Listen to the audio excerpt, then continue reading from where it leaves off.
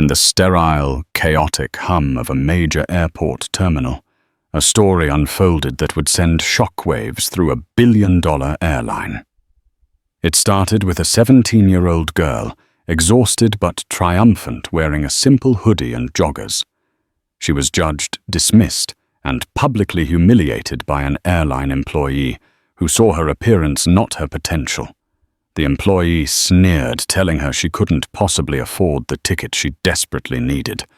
But what that employee didn't know was that the young woman held a key, a sliver of brushed metal that represented a world of power and influence she couldn't fathom. The moment she presented that card wasn't just a transaction, it was the beginning of a reckoning that would cost someone far more than the price of a first-class seat. The air in Austin Bergstrom International Airport was a familiar cocktail of hurried footsteps, stale coffee, and the faint electric scent of ozone.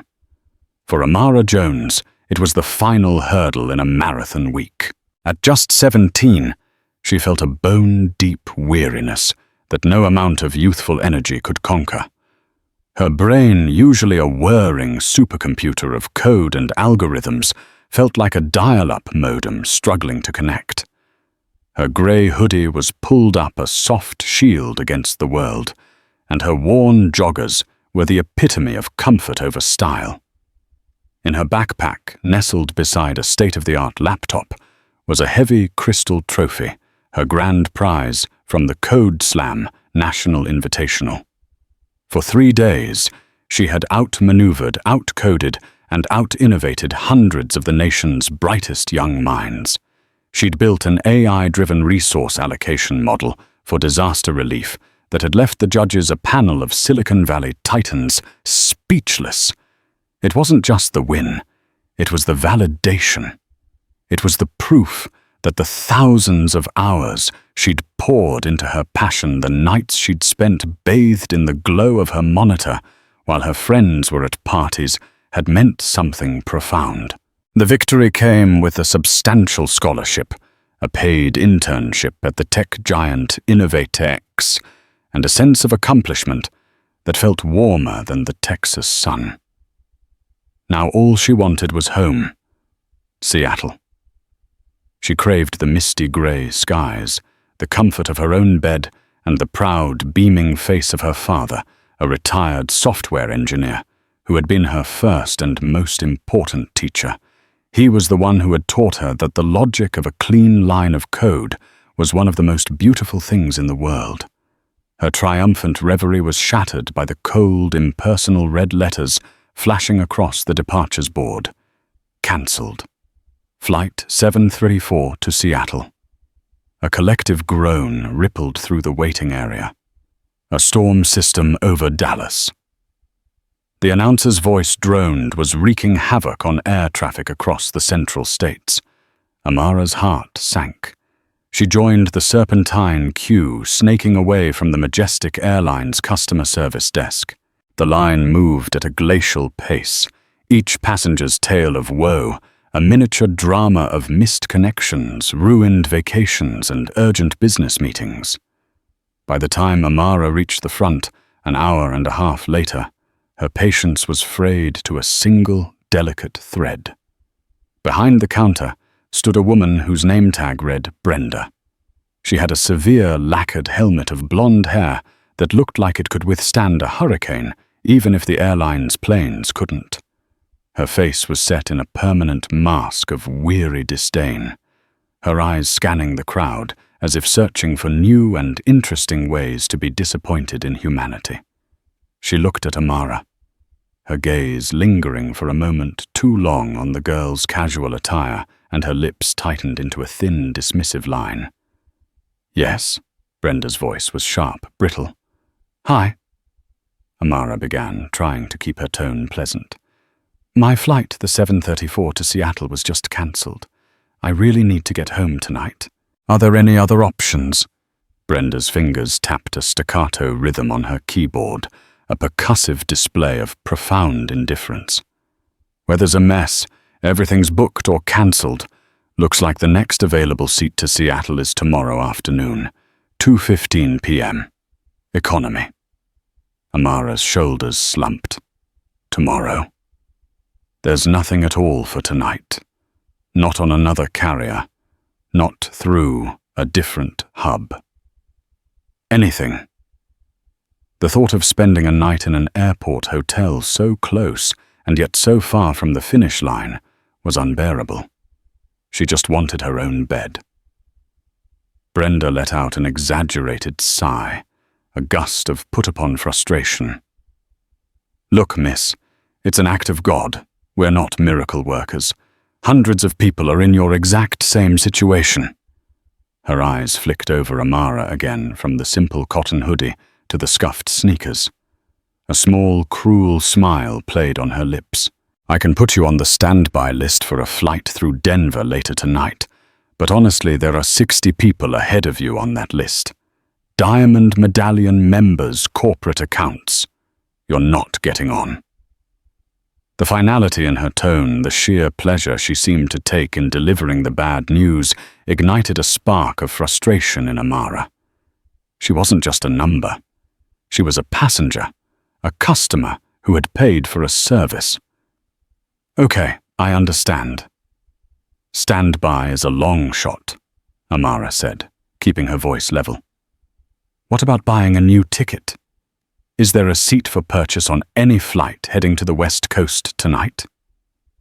San Francisco, Portland, even Los Angeles, I can get a connection from there. This question seemed to amuse Brenda. She leaned back in her chair, a monarch surveying a particularly uninspiring peasant. A new last-minute ticket. On a night like this, honey, you're talking a fortune. The few seats that are left are all first class because of rebookings. I understand it will be expensive, Amara stated plainly. Could you please just check? Brenda's smirk widened. It was a condescending, knowing look that made Amara's skin crawl. It was a look she had seen before in different places on different faces. It was the look that sized her up and found her wanting, that made assumptions based on her age, her race, and her clothes. It was a look that said, you don't belong here. With another theatrical sigh, Brenda turned to her monitor. Her fingers danced over the keys with performative reluctance. All right, let's see what we've got. Don't say I didn't warn you. The silence stretched, punctuated only by the clicking of the keyboard and the distant muffled announcements over the PA system. Other passengers in the queue shifted their weight, their own frustration simmering. Finally, Brenda stopped typing. She swiveled her chair back to face Amara, a look of vindicated triumph on her face. Well, you're in luck, she said, her voice dripping with sarcasm. There is one. A single solitary seat left on the 8:50 p.m. non-stop to Seattle. A corporate executive cancelled his trip. It's in first class, of course. A wave of relief washed over Amara, so potent it almost made her dizzy. Great, I'll take it. I'll take it right now. Brenda leaned forward, planting her elbows on the counter, her voice dropping to a conspiratorial, yet somehow still public whisper. The price for a last-minute one-way first-class ticket is $4,312.50. She said the number slowly, deliberately, as if it were a weapon. She watched Amara's face, waiting for the shock, the stammered apology, the retreat. She was waiting for the girl in the hoodie to shrink away, to admit defeat, to prove her initial judgment correct. For a moment, the bustling airport seemed to fade into a silent backdrop for this one ugly little confrontation. Amara met Brenda's gaze. Her own exhaustion momentarily burned away by a cold, rising anger. The game had been set, and Amara had no intention of losing. The number hung in the air between them, thick and heavy. $4,312. Brenda delivered it not as a piece of information, but as a final blow, a checkmate in a game only she was playing. The people behind Amara in the queue shuffled impatiently, some craning their necks to see what the hold-up was. A man in a wrinkled business suit sighed audibly. The public nature of the exchange amplified Amara's humiliation. Brenda hadn't just doubted her. She had announced that doubt to anyone within earshot. Amara felt a hot flush creep up her neck. Her first instinct was to lash out, to match Brenda's venom with her own. But then her father's voice echoed in her mind, a calm mantra from her childhood. Don't let their ignorance become your anger. Use your mind. Logic always wins. She took a slow, deliberate breath, centering herself. She looked directly into Brenda's smug eyes. The condescending smirk was still there, a fixture of superiority. Brenda was waiting, practically vibrating with the anticipation of Amara's retreat. "Okay," Amara said, her voice clear and steady, cutting through the tension. $4,312.50. I'll take it. Brenda's smirk faltered for a fraction of a second, a flicker of surprise quickly masked by renewed skepticism. "You'll take it," she repeated, as if Amara had misspoken or perhaps misunderstood the very concept of currency. "Yes," Amara confirmed. "Please book it for me. Jones, Amara." Brenda stared at her, her jaw tightening. This wasn't how the script was supposed to go. The girl was supposed to complain, to argue, to walk away defeated. She wasn't supposed to call the bluff. Brenda's eyes narrowed into slits. She was convinced this was some kind of teenage prank, a waste of her valuable time. "I'll need to see a form of payment." Brenda snapped her voice, losing its faux sweetness and taking on a hard, accusatory edge. "Up front, I'm not holding a seat like that without a confirmed payment." "Of course," Amara said calmly. She swung her backpack off her shoulder and placed it on the floor. She unzipped the front pocket and reached inside. Brenda watched her every move, her expression a mixture of suspicion and impatience. She probably expected a crumpled debit card, a student ID, maybe a desperate call to a parent. The man behind Amara cleared his throat, a low rumble of annoyance. "Look, lady," he grumbled, directing his frustration at Brenda. "Either sell her the ticket or tell her to move on. Some of us have places to be." Brenda shot him a venomous glare before turning her attention back to Amara. Her lips pursed. "Well, we're all waiting." Amara's fingers closed around the cool, reassuring weight of her wallet. She pulled it out, a simple, unadorned leather wallet that had been a gift from her father. She opened it and bypassed the student ID, the debit card linked to her modest savings account, and the few cash bills she carried for emergencies. Her fingers found what she was looking for. She slid the card from its slot and placed it on the counter with a soft, definitive click. It was a heavy metallic card, its brushed silver surface gleaming under the harsh, fluorescent lights of the terminal. In the top right corner, the words "American Express" were engraved. In the center, the iconic Roman centurion stared out impassively. And at the bottom, in elegant, understated lettering, was the single word that changed everything platinum. The air around the counter seemed to still. The soft click of the card hitting the laminate surface was like the sound of a gavel falling in a silent courtroom. Brenda's eyes, which had been filled with such arrogant certainty, widened. They darted from the card to Amara's face and back again, the condescending mask crumbling to reveal raw, unfiltered shock. Her brain seemed to be short-circuiting, unable to reconcile the image of the casually dressed black teenager in front of her, with the piece of metal that symbolized a world of immense wealth and privilege. She picked up the card as if it might burn her. Her manicured fingers trembled slightly as she held it. She turned it over, checking the signature, the security code, looking for any sign that it was a fake. The name was clear: Amara Jones. The man behind Amara, who had been sighing with impatience just moments before, now peered over her shoulder. He let out a low whistle. A woman next to him whispered something to her companion.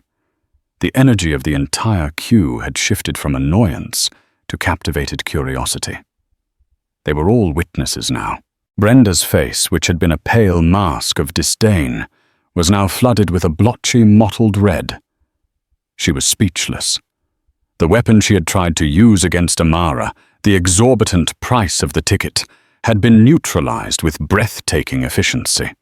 More than that, it had been turned back on her, exposing the ugliness of her prejudice for all to see. Without a word, her hands shaking almost imperceptibly, Brenda turned back to her terminal. She swiped the card. The machine beeped its quiet, instantaneous approval. The silence stretched thick and uncomfortable. Brenda's fingers, which had previously flown across the keyboard with such authority, now moved slowly, hesitantly, as if she were defusing a bomb. She typed in Amara's details, her eyes glued to the screen, refusing to meet Amara's calm, steady gaze. The printer whirred to life, spitting out a boarding pass. First class, seat 2A. Depart 8:50 p.m. Brenda snatched the documents from the printer. She slid the platinum card and the boarding pass across the counter toward Amara, her movements stiff and jerky. Her mouth opened, then closed. The apology that should have come, the simple "I'm sorry," that might have salvaged a shred of her dignity, never materialized. Instead, what came out was a choked, barely audible whisper. Gate B12. Boarding starts in 40 minutes. Her eyes were downcast, fixed on a random spot on the counter. She couldn't look at Amara. She couldn't face the quiet dignity that had so thoroughly dismantled her ugly assumptions. Amara picked up her card and her boarding pass. She tucked them safely back into her wallet. She looked at Brenda, at the woman's bowed head and red-rimmed eyes, and felt a strange, hollow victory. There was no joy in this, only a profound sadness. "Thank you," Amara said, her voice even and polite. It was the most devastating thing she could have said. It was the sound of pure, unassailable grace, and with that, she turned and walked away from the counter, leaving Brenda Hatcher to stew in the wreckage of her own making, the silent judgment of the other passengers, her immediate and fitting punishment. Walking away from the counter, Amara felt as though she were moving through water. The ambient noise of the airport rushed back in a cacophony of rolling suitcases announcements and distant conversations, but it all felt muffled, surreal. She clutched the boarding pass in her hand, the crisp paper a tangible proof of her victory, yet her heart was hammering against her ribs. Not with triumph, but with a lingering tremor of anger and hurt. She found a quiet spot near gate B12, sinking into one of the uncomfortable terminal chairs. She pulled her hoodie tighter around herself, a subconscious attempt to restore the shield Brenda had so effectively pierced. The humiliation was a bitter acid in her stomach. It wasn't about the money. She knew logically that the ticket price was absurd, a product of algorithm-driven surge pricing and last-minute desperation. She could afford it thanks to the prize money and a generous stipend from her Innovate X sponsorship. But that wasn't the point. The point was Brenda's face. The immediate unthinking judgment.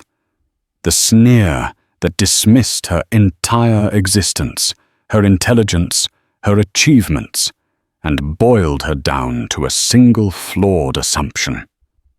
A black kid in a hoodie couldn't possibly belong in the world of first-class travel. Brenda hadn't just been unhelpful. She had been cruel, wielding her minor authority, like a weapon, delighting in the power to deny, to diminish. Amara looked down at the platinum card, which she still held in her hand. It felt heavier than usual. It was a tool, a key that opened doors. Today it had opened a door that Brenda had tried to slam shut in her face. But it also felt like a burden. Why did she need a special piece of metal to be treated with basic human decency? Why was her word, her polite request, not enough? A quiet voice broke through her thoughts. "Excuse me, Miss Jones." Amara looked up. A young airline employee with a kind face and a name tag that read David Chen stood before her. He was one of the other agents from the service desk, one who had been helping a family a few counters down from Brenda. He had a hesitant, apologetic look in his eyes. "I just wanted to say, I saw what happened back there," he said, his voice low. "And I'm really sorry. That was completely unprofessional and unacceptable. No one should be treated that way." Amara was taken aback by his sincerity. "Thank you," she said, her voice a little thick with emotion. "I appreciate that." "Brenda," David sighed, shaking his head. "She's been difficult for a long time. She feels like the world owes her something. But that's no excuse. I've already filed an informal incident report with my direct supervisor. What she did was a clear violation of our dignity for all service policy." Amara nodded, a small measure of the tightness in her chest easing. To be seen to have her experience validated by someone on the inside meant more than he could know. "Thank you, David. Really." "Of course," he said with a small smile. "I hope the rest of your journey home is much smoother. And congratulations, by the way." He gestured vaguely toward her backpack. "I overheard you talking to your dad on the phone in line. Winning the code slam is a huge deal. My younger brother is a coder. He looks up to people like you." That simple statement struck Amara more profoundly than the first-class boarding pass. He hadn't seen a hoodie or a stereotype. He had seen a person, and he'd even recognized her accomplishment. It was a balm on the raw wound Brenda had inflicted. After David left, Amara sat with her thoughts, the conversation replaying in her mind.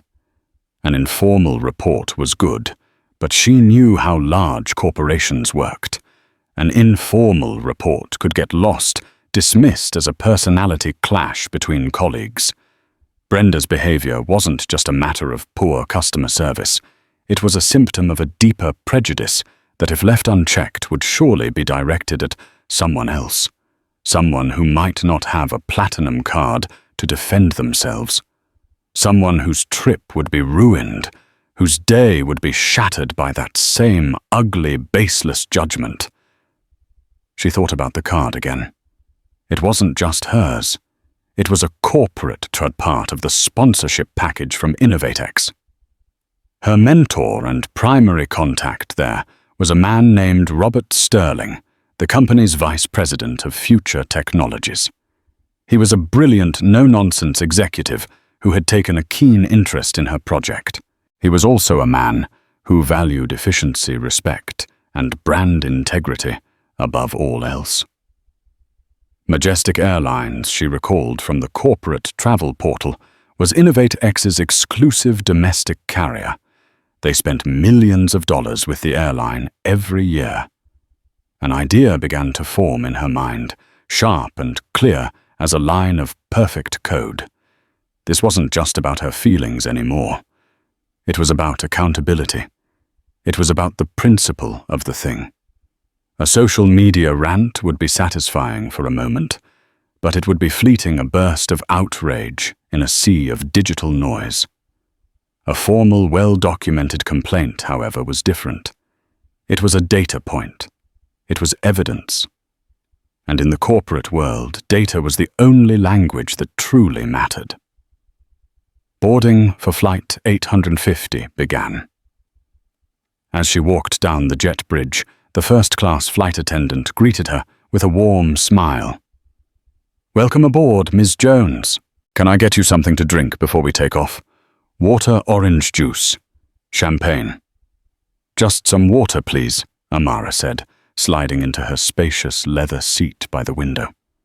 As the plane pushed back from the gate and began its powerful ascent into the darkening Texas sky, Amara looked out at the sprawling grid of city lights below. She felt a new resolve solidifying within her. The hurt was still there, a low pulsing ache, but it was now overlaid with a sense of purpose. Brenda Hatcher had made a critical error. She had assumed the young woman in the hoodie was powerless. She had no idea that Amara Jones was about to demonstrate with surgical precision just how wrong she was. The battle at the ticket counter was over, but the war for accountability was just beginning. The flight to Seattle was a study in contrasts. On the one hand, Amara was cocooned in the quiet luxury of first class.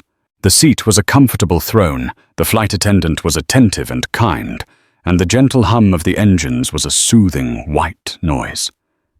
Yet her mind was a whirlwind of activity. She barely tasted the surprisingly delicious meal served on actual china, and she didn't even glance at the extensive list of movies available on the large screen in front of her. Instead, she pulled out her laptop. She connected to the plane's Wi-Fi and began to compose. This would not be a fiery, emotional tirade. Emotion was subjective and easily dismissed. Data, on the other hand, was irrefutable. She would construct her complaint like she would construct an elegant piece of code, logical, precise, and unassailable. She started by creating a new document, titling it Formal Complaint and Incident Report, Majestic Airlines Flight 734, Cancellation and Rebooking Austin Bergstrom International Airport. She knew that a specific professional subject line was the first step to getting an email read by the right people. She began with the facts laid out in a clear chronological narrative. Date and time, September 11th, 2025, approximately 6:30 p.m. Central Time. Location, Majestic Airlines, Customer Service, Desk. Austin Bergstrom International Airport, AUS. Employee name, Brenda Hatcher, as per her name tag. Initial interaction. Detailed the cancellation of Flight 734 and her initial polite inquiry about rebooking options. She recounted Brenda's immediate dismissal, her condescending tone, and her reluctance to search for alternative flights. She quoted Brenda's words as accurately as she could remember them. "Honey, you're talking a fortune. And I'm not holding a seat like that without a confirmed payment." She described the employee's body language, the exaggerated size, the eye-rolling, the smug smirk. She was painting a picture, not of a stressed employee on a bad day, but of a pattern of deliberate and targeted disrespect. The next section was titled Violation of Corporate Policy and Brand Damage. Here she shifted from anecdote to analysis. She had seen David Chen's reference to the Dignity for All policy. A quick search on Majestic's corporate website brought up their official customer commitment statement. It was full of polished corporate speak about valuing every customer, offering a welcoming environment, and treating everyone with respect and integrity. Amara quoted these phrases directly from their website. Then she systematically cross-referenced them with Brenda's actions. Majestic Airlines is committed to creating a welcoming and inclusive environment for all travelers. Incident analysis. Employee Brenda Hatcher's conduct was explicitly unwelcoming. Her judgment was based on my age, race, and attire, creating an environment that was hostile and exclusionary, not inclusive. Our team members will treat every customer with dignity and respect. Incident analysis. Employee Hatcher's tone, sarcasm, and public questioning of my financial capacity were the antithesis of dignity and respect. The interaction was intentionally humiliating. This was the core of her argument. She wasn't just a disgruntled customer.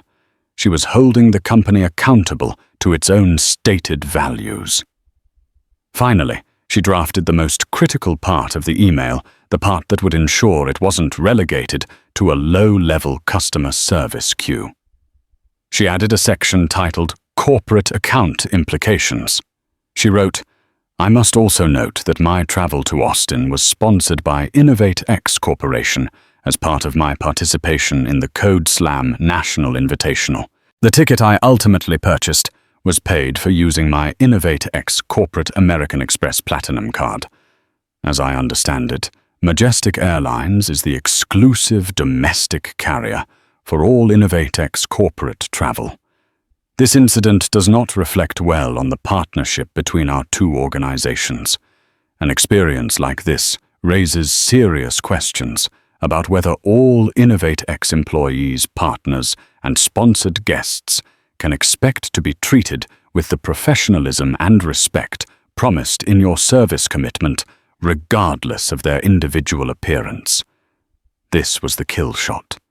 She had just transformed her personal complaint into a potential multi-million-dollar business problem.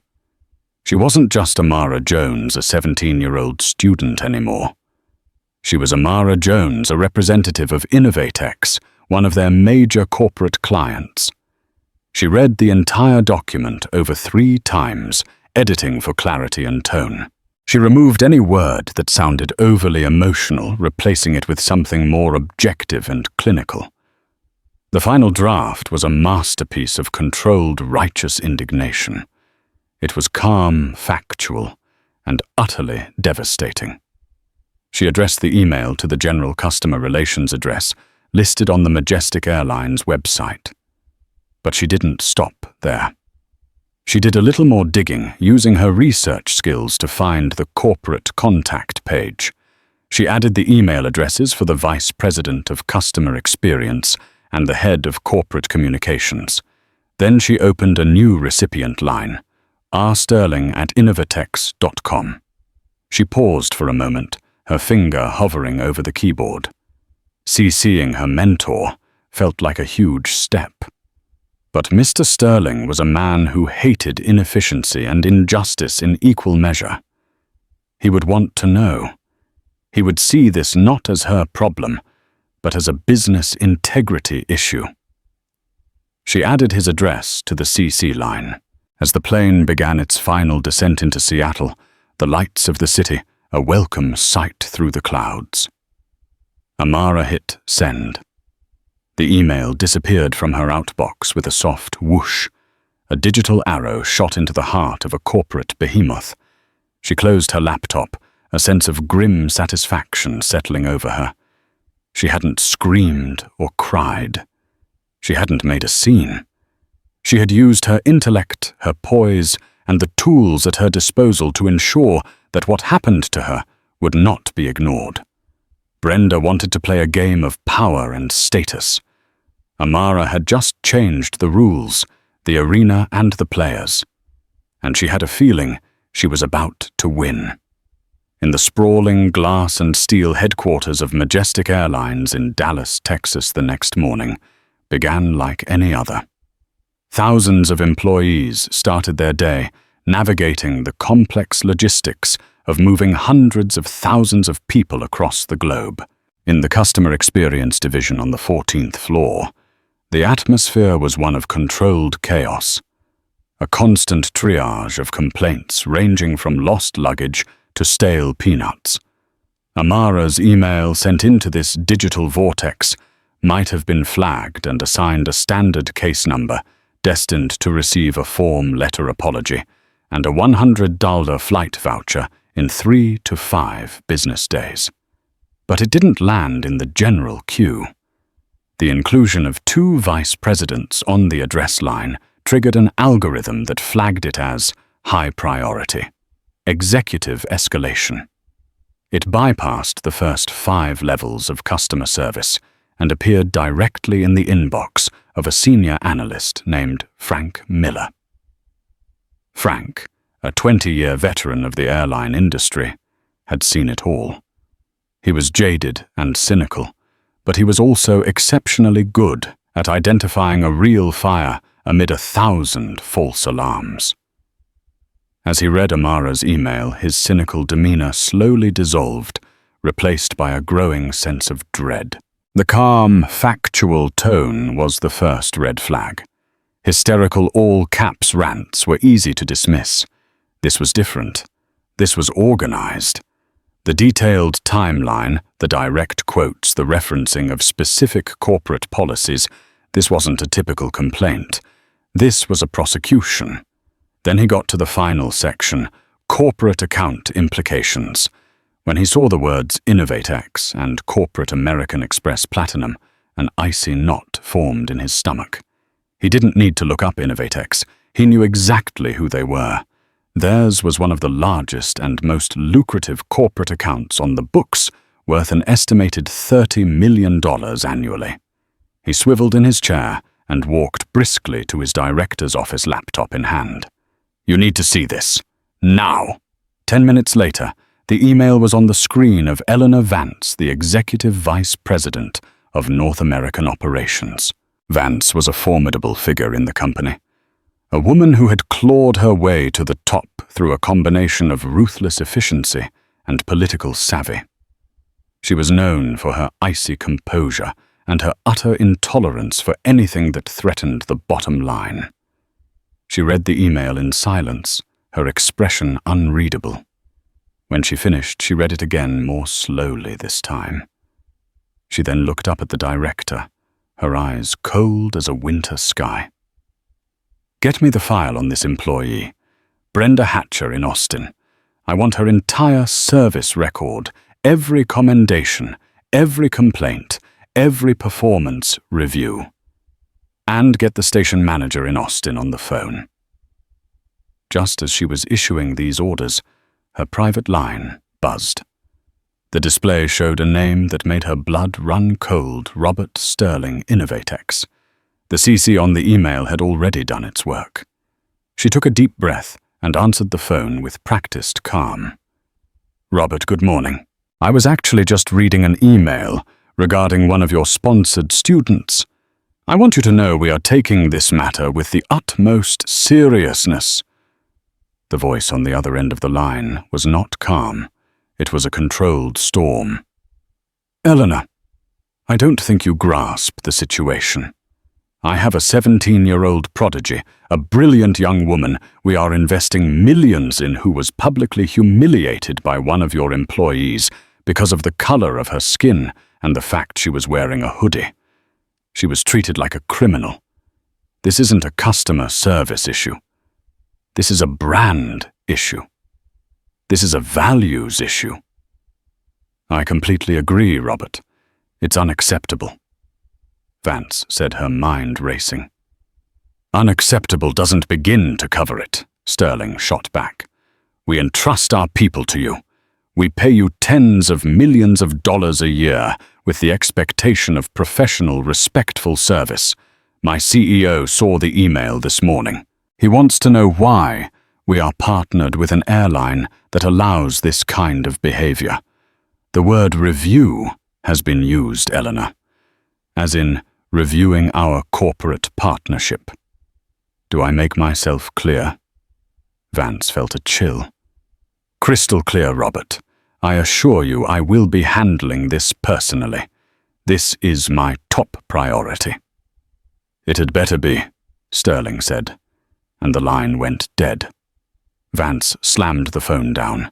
The carefully maintained mask of corporate tranquility had shattered. This was a 5-alarm fire. She turned to her director. "Change of plans. Get my jet ready. I'm flying to Austin today. I want interviews scheduled with the station manager, this David Chen, who was mentioned as a witness, and the employee in question, Brenda Hatcher.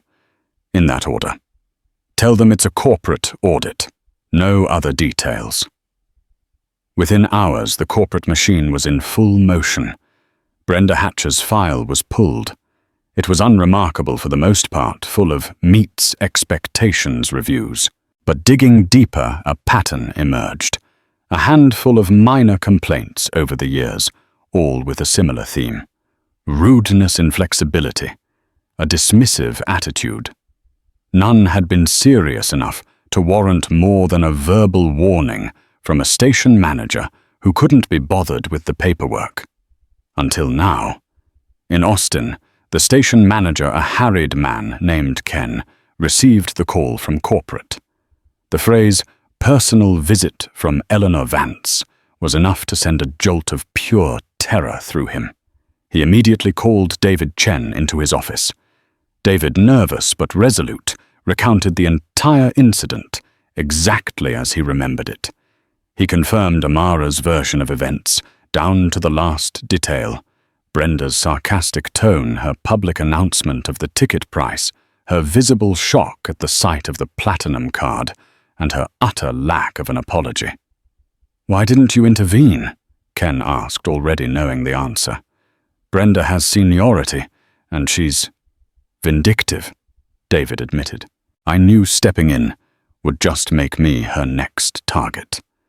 I filed the informal report with my supervisor instead, hoping it would be handled properly." Ken sighed. He knew David was right. The toxic culture Brenda had cultivated around that service desk had gone unchecked for too long. He had let it slide, and now the reckoning had arrived not in the form of a union grievance, but in the form of a corporate jet carrying one of the most powerful executives in the company. The shockwave Amara had triggered from 30,000 feet had finally hit the ground, and its epicenter was moving directly toward an unsuspecting customer service agent named Brenda Hatcher. Brenda Hatcher arrived for her afternoon shift, feeling smug. The incident with the girl in the hoodie had in her mind been a minor victory. She had put a disrespectful youth in her place. She had been proven right in a way. The girl had to resort to what Brenda assumed was her parents' credit card to get what she wanted. In her telling of the story to her co-workers that morning, Brenda was the long-suffering professional, standing firm against an entitled generation. She conveniently omitted the details of her own condescension and the stunned silence that followed the transaction. When her station manager, Ken, approached her with a grim face and told her she needed to attend a meeting with a visiting executive from corporate, Brenda felt a flicker of annoyance, not fear. She assumed it was a random employee engagement session or a focus group. She freshened her lipstick, squared her shoulders, and walked toward the conference room with the air of someone about to bestow her invaluable front-line opinions upon the out-of-touch suits from Dallas. The moment she stepped into the room, she knew this was something different. Eleanor Vance was seated at the head of the long table. She wasn't smiling. Her tailored suit was immaculate. Her posture exuded an authority that made the station manager hovering by the door look like a nervous schoolboy. Another woman sat beside her, silently taking notes. The air was thick with a tension so palpable it felt like a physical pressure. "Brenda Hatcher." Eleanor Vance's voice was quiet, but it commanded the entire room. "I'm Eleanor Vance, EVP of North American Operations. Please have a seat." Brenda sat a knot of unease beginning to form in her stomach. "We're here today to discuss an incident that occurred at your counter last night," Vance began. Her eyes locked on Brenda. "Specifically, your interaction with a passenger named Amara Jones." Brenda forced a dismissive laugh. "Oh, that. Yes, a young girl very agitated about the flight cancellation. I did my best to assist her under very trying circumstances. She was already spinning her narrative, casting herself as the calm professional." Vance did not react. She slid a printed document across the table. It was Amara's email. "I'd like you to read this, please." Brenda picked it up. As her eyes scanned the first few paragraphs, the color drained from her face. She read her own words quoted back to her, her actions described in meticulous, damning detail. She saw the references to corporate policy, the calm, analytical tone. Her fabricated story of a difficult passenger crumbled under the weight of this cold, factual account. When she reached the part about Innovate X and the corporate partnership, her hands began to shake. This is an exaggeration. Brenda stammered, her voice losing its confidence. She's twisting things. She was rude, dressed inappropriately. She had an attitude.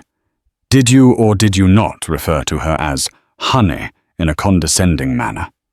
Vance interjected, her voice sharp as steel. Well, I mean, it was a stressful situation. Did you or did you not publicly announce the price of her ticket in a manner intended to embarrass her? I was just informing her of the cost. Brenda's voice rose, becoming shrill. It's an expensive ticket. I had to be sure she could pay. Why? Vance asked simply. Why did you have to be sure? Does this passenger, based on her appearance, seem less capable of paying for a ticket than the man in a suit standing behind her? No, that's not what I meant. Brenda trailed off, realizing she had walked directly into the trap. There was no professional justification for her assumption. There was only her prejudice laid bare under the harsh light of a corporate inquisition. We also have a statement from your colleague, David Chen. Vance continued, relentless. His account of the events aligns perfectly with Ms. Jones's. He describes your tone as hostile and demeaning. He confirms that you made no attempt to apologize even after the transaction was completed. Brenda was crumbling. Her entire world view, where she was the gatekeeper of a certain kind of social order, was being systematically dismantled. David is just trying to make trouble for me. He's always been jealous of my seniority. Vance leaned forward, her voice dropping to a low, dangerous growl. Let's be very clear about what is happening here, Ms. Hatcher. You are not the victim. You made a series of choices last night. You chose to judge a passenger based on her appearance. You chose to be condescending and unprofessional. You chose to humiliate a 17-year-old girl, and in doing so, you chose to violate nearly every principle in our customer commitment charter. But your most catastrophic error was in whom you chose to target. Vance paused, letting the weight of her words settle in the silent room. That girl in a hoodie is a sponsored prodigy of InnovateX, our single largest corporate partner in North America. The card she used was a corporate card from their executive account. As a direct result of your actions, the CEO of InnovateX called me personally this morning to discuss reviewing their multi-million-dollar contract with us. So you didn't just embarrass a teenager, Ms. Hatcher. You jeopardized $30 million in annual revenue. You put this company's reputation at risk. You created a crisis that I had to fly down here to contain. Brenda stared at her, her mouth agape. The scale of her miscalculation was crashing down on her with the force of a physical blow. She had been swatting at what she thought was a fly, only to discover she had struck a hornet's nest. The $30 million number echoed in her head, a figure so vast it was incomprehensible. I didn't know, she whispered, tears welling in her eyes. It was the pathetic final defense of the guilty. Exactly, Vance said, her voice devoid of any sympathy. You didn't know. You didn't care to know. You just assumed, and that is a luxury this company can no longer afford to give you. Effective immediately, your employment with Majestic Airlines is terminated. The finality of the statement hit Brenda like a physical shock. Terminated. After 15 years of service. Not a suspension, not a mandatory retraining, but termination. The floor seemed to drop out from under her. The helmet of lacquered hair, the mask of superiority, the years of bitter resentment, it all collapsed in an instant, leaving only a terrified middle-aged woman who had just lost everything over a moment of petty cruelty. "Please," she begged, the tears now streaming down her face. "Please don't do this. It was one mistake. I've been here 15 years. And in 15 years you apparently failed to learn our most basic lesson," Vance said, standing up, signaling the end of the meeting. "Every passenger is a valued customer, and prejudice has a price. Today, you are the one who has to pay it. A security officer will escort you to your locker to collect your personal belongings. You will then be escorted from the premises." Brenda sat frozen in her chair, sobbing as Eleanor Vance turned and walked out of the room, without a backward glance, leaving the wreckage of a career in her wake. The hard karma had arrived not with a whisper, but with the brutal, unforgiving force of a corporate execution. The fallout from Brenda Hatcher's termination was swift and decisive. Eleanor Vance was not a woman who believed in half measures. She understood that this incident was a symptom of a cultural problem, and she intended to perform surgery. That evening, Vance arranged a video call with Amara, who was now back in her family home in Seattle. Amara appeared on the screen, looking composed and thoughtful, seated in a room with shelves full of books on coding and robotics. "Ms. Jones," Vance began, her tone formal but sincere. "My name is Eleanor Vance, and I am the Executive Vice President of North American Operations for Majestic Airlines. I am calling you today to offer my personal and profound apology on behalf of our entire company. What you experienced at our counter in Austin was unacceptable. It was a failure on every level, and there is no excuse for it." Amara listened, nodding slowly. "Thank you, Miss Vance. I appreciate the call. I want to assure you that we have taken this matter with the utmost seriousness," Vance continued. "The employee in question is no longer with our company. Furthermore, we have opened a full internal review of the service culture at our Austin station. I have also spoken personally with Robert Sterling at InnovateX to update him on the actions we've taken." Vance then moved to the subject of restitution. "We have, of course, fully refunded the cost of your first-class ticket, but that is clearly insufficient. We would like to offer you 500,000 of our travel miles as a more tangible apology for your ordeal. And furthermore, Majestic Airlines would like to make a significant donation in your name to a charity of your choice, preferably one that supports young people in STEM." Amara considered the offer. The miles were nice, but it was the donation that truly resonated with her. This was a chance to turn a negative experience into a positive force.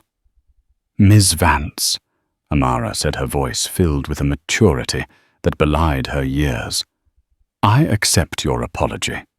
I would like the donation to be made to Code for a Cause, a non-profit that provides laptops and coding boot camps for underprivileged students in inner-city schools. And I have one more request."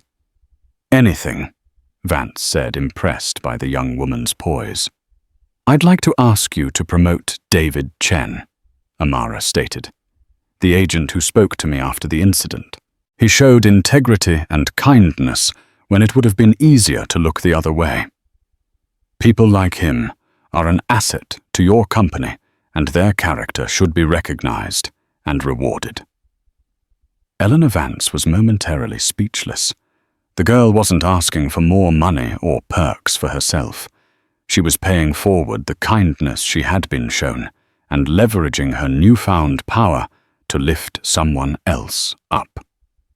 "Consider it done, Ms. Jones," Vance said, a genuine smile touching her lips for the first time. "Consider it done." The ripples of that day spread far and wide. David Chen was promoted to customer service supervisor, within the month his story becoming a quiet legend among the staff, a testament to the fact that doing the right thing, even when it's difficult, can be a catalyst for change. The Austin station underwent a rigorous and mandatory empathy and bias awareness retraining program designed personally by Vance's office. Amara's email stripped of names became a case study used in Majestic's corporate training. Nationwide, a stark lesson in the financial cost of prejudice. The partnership with InnovateX was secured stronger than before, built on a new foundation of swift accountability. For Brenda Hatcher, the resolution was far bleaker. She was an unemployed 50-year-old woman with a termination for cause on her record, making re-employment in the industry nearly impossible. Her bitterness, once a simmering pot, had boiled over and scalded her own life. She was left with nothing but time to reflect on how a single ugly impulse had unraveled a 15-year career. Amara, meanwhile, soared. The incident did not define her, but it did refine her. It taught her a harsh lesson about the world, but it also taught her about her own strength. She excelled in her internship at InnovateX that summer, her brilliance matched only by her grace and professionalism. She went on to university, her mind focused on building the future, creating technologies that would, she hoped, make the world a more logical, equitable, and connected place. She rarely thought about Brenda Hatcher or the cold airport counter. Her victory had not been in the moment the platinum card silenced the sneering clerk. The true victory was in her response. It was in the calm, calculated email. It was in the choice to transform her humiliation into a corporate reckoning and a charitable donation. It was in her quiet insistence that kindness be rewarded. She had faced down a small, ugly corner of the world, not with anger, but with intelligence, and in doing so had proven her father right once and for all. Logic in the end always wins. Amara Jones's story is a powerful reminder that prejudice and disrespect carry a hidden price tag, one that can be far more costly than a first-class ticket. It wasn't the platinum card that truly stunned the airline. It was the unshakable dignity, intelligence, and grace of the young woman who wielded it. She faced a moment of public humiliation and chose not to react with rage, but with a calculated response that held a billion-dollar corporation accountable to its own standards. Her victory wasn't just for herself. It was for every person who has ever been judged by their appearance. She proved that the most powerful assets we have are our character and our intellect. If this story of justice and quiet strength resonated with you, please help us share it by hitting the like button. Share this video with someone who needs to hear it, and don't forget to subscribe to our channel for more real-life stories where integrity triumphs over ignorance. Click that notification bell so you never miss an update. Thank you for listening.